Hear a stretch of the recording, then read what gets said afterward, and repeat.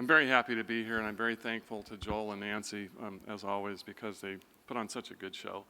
And best meeting of the year, as far as I'm concerned. So I'd like to invite all of you that aren't on RxDerm. There are many people in the room who are. RxDerm and DermChat were started by Art Huntley at UC Davis. There are 1,500 members. It's a high-volume list. It's an email list. Every day you get 20 or 30 emails. We discuss things on RxDerm that don't get into the literature or into practice, sometimes years in advance. I'm currently the owner of the list, but Pam Bassick is sitting here, and she says every year you spell my name wrong. But I don't know how to spell it, Pam. Her email is drpam7@gmail, and if you want to join the list, just write to her and say, I'd like to join RxDerm, and you'll be on the list. That's Rivka Issaroff and Art Huntley. Rivka is here. She's given talks. She's my boss at the VA. So what we're going to talk about today is how to cure psoriasis. And when I say cure, I'm saying with a capital C, not as a joke. It's a real thing. This is a guy I saw a couple months ago at the VA. He's holding a copy of my article. The article is on the website, so if I don't get to everything today, you can read it. It's a good read, honestly. And this is his presentation, almost total body psoriasis. And here he is at 3 weeks, completely clear. So we're going to tell you how to do that on all of your patients, no matter how bad they are, for almost no money. When I wrote the article, is psoriasis a bowel disease? Successful treatment with bile acids and bioflavonoids suggests it is. Before I had got the galley proof, people were calling and writing from all around the world. They'd found it on the internet. And I was called by almost all of the throwaway journals like Dermatology Times. I did long interviews with them. Of course, none of them ever appeared in print. And you know the reason for that. Humira makes $13 billion a year, Enbrel another $10 billion a year. So there's like $23 billion that wouldn't be made by anybody if they followed the directions in this article. So there's obviously not much that the public or the pharmaceutical industry wants to promote with my method. This is the last paragraph of the article, and this is what attracted and brought many of the people that email me. And it says, psoriasis can be converted from a career to an inconvenience that is curable, and the problem with using the therapies recommended is that most psoriatics have given up and are depressed. This therapy requires no alcohol, a diet shifted toward vegetarian, a cereal bowl full of pills every day for 3 months or more. It's work. And so I recommend when you do this with patients, you have them come in often, hold their hand, talk to them, make sure they're doing what you ask them to do. This is a letter I got just recently from one of the very first people who had horrible psoriatic arthritis and horrible psoriasis, and he was just about to give up till he read my article, and he said, I wanted to send you an update. I've just been MRI scanned and saw my rheumatologist yesterday. No signs of psoriatic arthritis whatsoever. Swelling in knees is all gone, and my finger joints are no longer tender or swollen.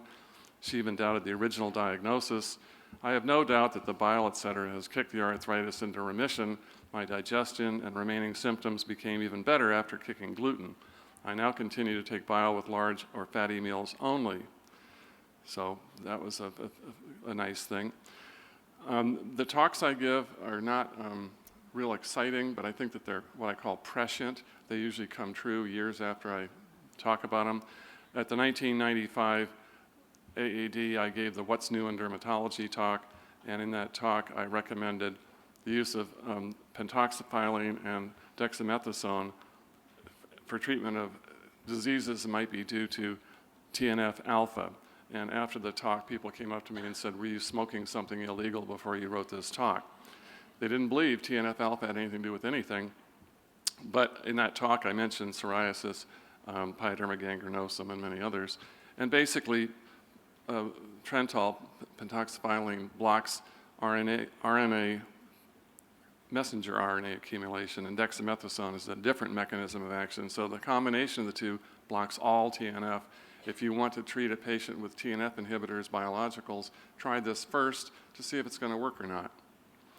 So today's psoriasis concepts are it's an immunologically mediated abnormality of T cells and genetic predisposition. You know the story. And in the psoriasis pathways that everybody knows of all these biologicals, there's a dendritic cell at the beginning of the pathway. Nobody ever asks, what's the antigen that the dendritic cell's bringing to the skin? We're treating the end result. We're treating a fire with smoke evacuators. I think biologicals are going to be the X-ray of our time. We don't know what they're going to do to people 30 years from now. And psoriasis has so many comorbidities. All of these comorbidities are caused by the same thing that causes psoriasis. And you just can't get enough articles about comorbidities, but nobody asks, well, what causes the comorbidity?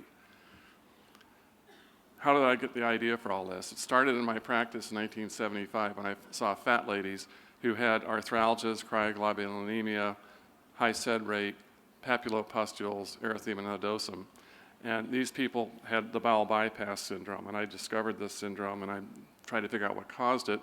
So I put on bacterial antigens on them to see what would react, since multiple bacteria were coming from the bypass bowel. Strep pyogenes blew up. It actually even caused exacerbations when I put the skin test on them. All of the other intestinal bacteria, E. coli, Klebsiella, Pseudomonas, everything else, they made a papule or a pustule, but nothing big like strep pyogenes. So here's E. coli and strep pyogenes skin testing on one woman. And this article won the Nelson Paul Anderson Memorial Essay Contest. And these are just pictures in the articles. The histopathology is the same as sweets. But what I did when I was studying these people is I submitted their blood for peptidoglycan antibodies, and I used psoriatic patients as controls since that's a neutrophilic dermatosis. And it turned out that the psoriatics had the same level of peptidoglycan antibodies as the bowel bypass patients. And so I thought to myself, well, how come? Why would they be having peptidoglycan antibodies? The peptidoglycan is a great big molecule which causes the rigidity of the cell wall in bacteria.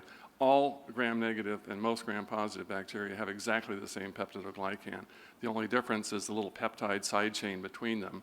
And the peptide side chain between them on strep pyogenes is very, very antigenic.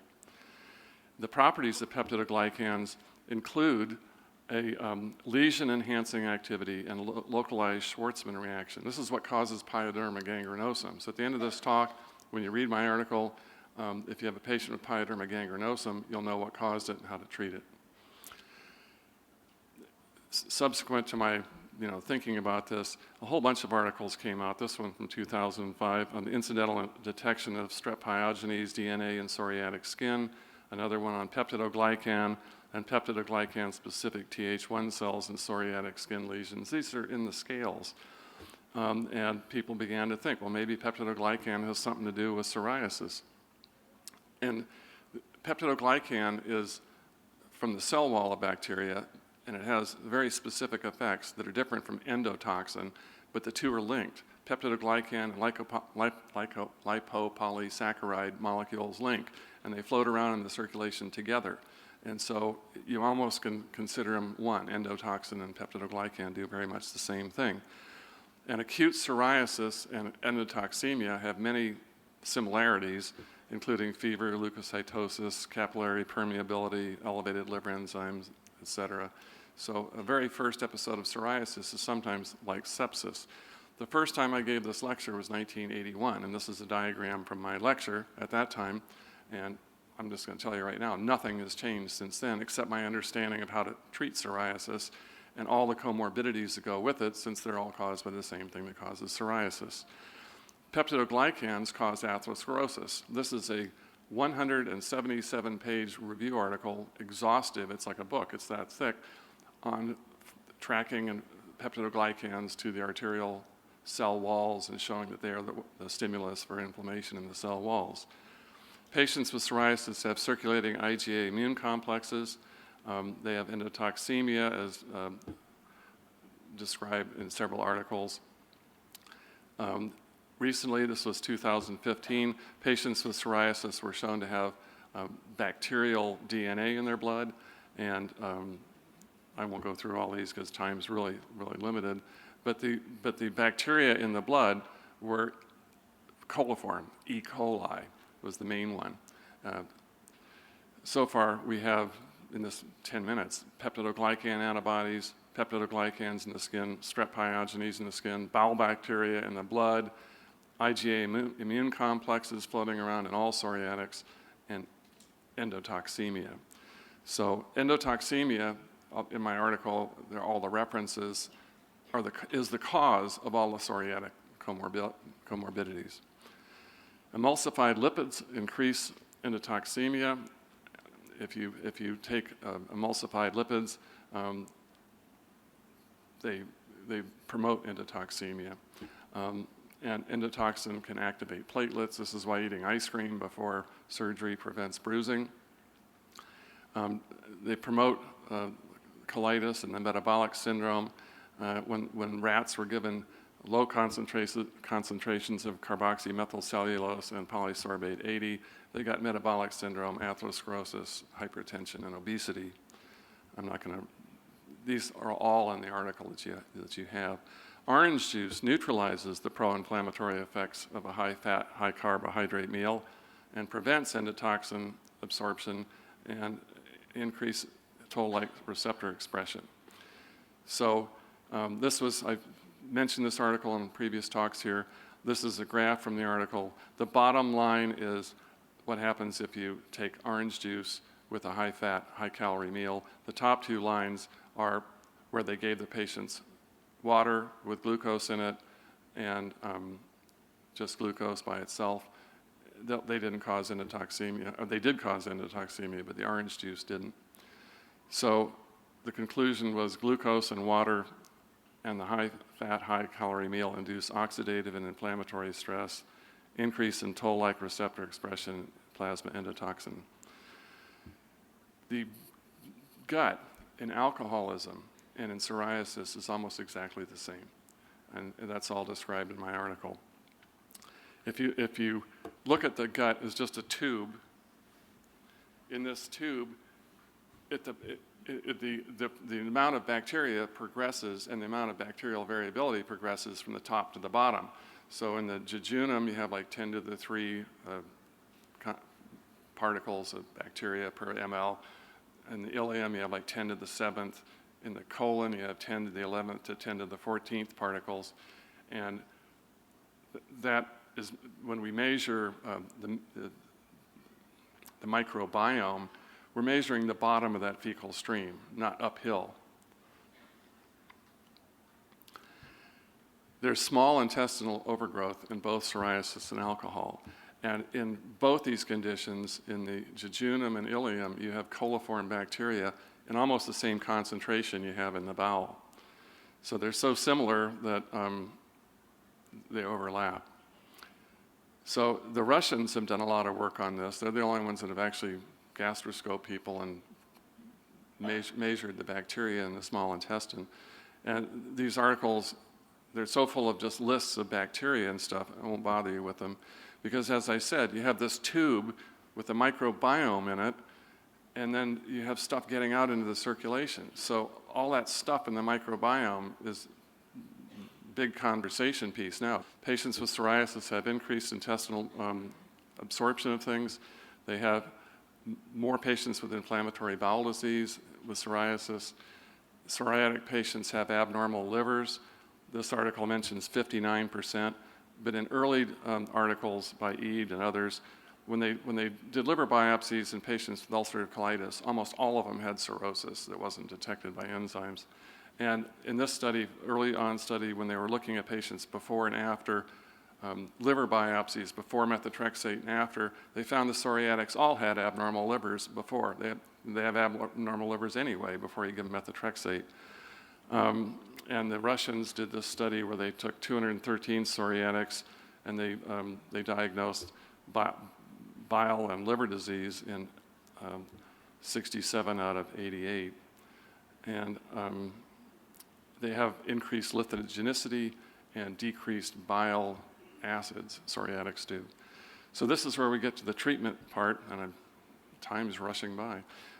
This was a great article from Hungary in which they gave patients bile acids, psoriatic patients, bile acids, split endotoxins into non-harmful fragments that don't do any harm. They had 800 patients in the study, 500 treated with dihydrocholic acid for 1 to 8 weeks, and 78% of them became asymptomatic. but the study required that they had no hot spices, pepper, red pepper, horseradish, no alcohol. And those are the main things. No pepper, no alcohol. Why no pepper? Because pepper and alcohol both ruin a D-xylose absorption test. If you take either pepper or alcohol, it opens up the tiny little junctions and lets everything through the intestinal wall into the circulation. A more modern version is the Chrome 51 EDTA absorption test, and psoriatics have leaky guts. The bile acid study that was from Hungary, 95.1% complete recovery. And the actual results of the study were even better because a lot of the patients were so well they didn't come back, and talking to family members, it turned out they were all cured. 3 cases of psoriasis treated with ursodeoxycholic acid. They were treated with this for cirrhosis of the liver, and coincidentally, their psoriasis went away. So this is the treatment schedule for my article, the algorithm. The first step is to get rid of strep pyogenes in the small bowel. Strep pyogenes comes from the tonsils, where you swallow pus, colonize the small bowel with strep pyogenes. So for that, I give azithromycin, and I give Saccharomyces boulardii. Saccharomyces boulardii breaks up the toxin from Clostridium difficile, so you don't get any C. diff problems with chronic antibiotic usage. Then we go to a low-fat diet, mostly vegetables. We avoid emulsifiers. We avoid alcohol and peppers, and we give people bile acids with each meal. This just shows the strep pyogenes being swallowed. This is one psoriasis and small bacterial overgrowth. The patients have small bowel bacterial overgrowth. The head of the VA pharmacy called me when she read the article and said, why don't you treat these patients with rifaximin, because it does improve psoriasis, but also costs $1,800 a month, which is a little much. This is over-the-counter Saccharomyces boulardii. And I used to use just plain ox bile, but many patients say, ox bile, I can't eat that. It comes from an ox. I might get mad cow disease. So I use bile acid factors, which are made by Jarrow, and these are all the conjugated bile acids. But now my go-to number one is one called Duozyme. It's I think $10 a bottle on Amazon, and it has enzymes, but it has ox bile, and it has 120 milligrams, which is a really nice dose. It doesn't give you diarrhea. I also use citrus bioflavonoids from that orange juice, the McDonald's study. Citrus bioflavonoids are available everywhere. I go to quercetin because quercetin is the backbone for all citrus bioflavonoids. And miracetin works even better, but it's hard to get. It's expensive. Citrus bioflavonoids, especially quercetin, are potent inhibitors of cyclic phosphodiesterase, just showing the decrease in phosphodiesterase. Phosphorylase kinase is inhibited by quercetin, and it's also inhibited by curcumin. Phosphorylase kinase is a growth factor which makes epidermal cells grow better. It's high in psoriasis. These are all in the article. We'll make you look at these slides. Sulfasalazine I use sometimes. 40% of patients who have psoriasis will completely clear on sulfasalazine. It has very few side effects. So here's examples of what this treatment is. I boiled it down to just 2 things. All you got to remember is Duozyme and quercetin, just 2 things. No alcohol, no pepper. If you do that, you won't have psoriasis. So here's some examples. This is before. The guy's holding his bile acids. Here he is at 1 month. He's completely clear at 2 months. Pre and post, 1 month. Here's pre and post at 1 month. Here's another one, pre and post at 1 month. And you saw the guy that started this talk. It's very impressive. Theophylline was used, or aminophylline was used to treat psoriasis. It's a phosphodiesterase inhibitor. Silymarin is a phosphodiesterase inhibitor. And I use this also, this brand, Thicillin, because it helps the liver, because psoriatics have bad livers, so I give them Thicillin. So we're back to the beginning here. There's no change since 1981. Let me just show you quickly. These are patients I just started. I want to make a point here. When you see this color, beefsteak red, that's alcohol. When psoriasis itches, it doesn't normally itch. When psoriasis itches, patients have a Helicobacter infection. So if you have a patient with itchy skin with psoriasis, check them for Helicobacter. You'll be surprised. Treat the Helicobacter and the itching will stop. When you see a patient with this color psoriasis, whatever their history is, they drink. And if they don't stop drinking with this color psoriasis, you can't cure them.